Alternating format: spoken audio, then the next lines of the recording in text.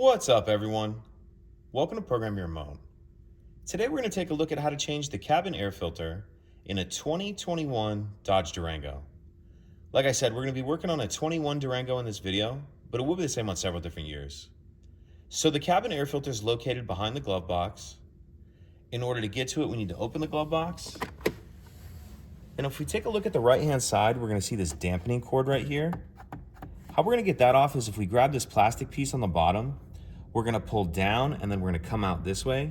And you can kind of use your other hand on this side to help you. So come down and then out. And once it's out, you can let it go and it'll just retract up into there a little bit. Now what we need to do is push in on both sides of the glove box, and that's going to allow the glove box to come down and off. So push in and it'll come down and off like that. We'll just set that down. Now if we take a look up in here, we see this item right here is the access door to the cabin filter. And there's this clip on the left-hand side that you're going to want to push in, and then it's going to allow the door to swing off of there like that.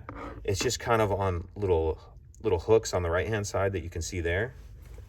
And then once that's off, we can see our actual filter right here, our actual cabin filter. So this one doesn't need to be replaced yet, but just when you put yours in, I want to point out to make sure that you have your airflow going down. You want your airflow and your airflow arrows going down. So once you have your new filter in, you reverse everything we just did to close it up. So on this access door, we need to start the right-hand side in first. Get those kind of clips hooked on there. This part can be a little tricky, especially when you're trying to film it.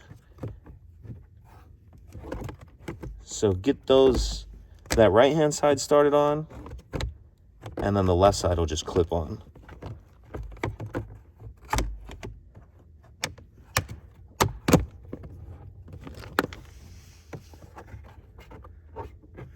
Like that.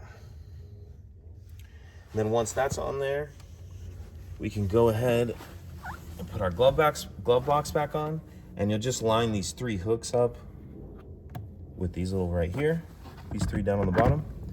So kind of have that resting on there, and then reach up in here and grab that dampening cord that we took off at the beginning and just have that in your hand. And then you can bring this up and reattach this dampening cord like that, and then just shut the glove box. And that's it. Pretty simple. If you have any questions, please let me know. If you could take a second to like and subscribe, it helps us out, and I'd appreciate it. Thank you.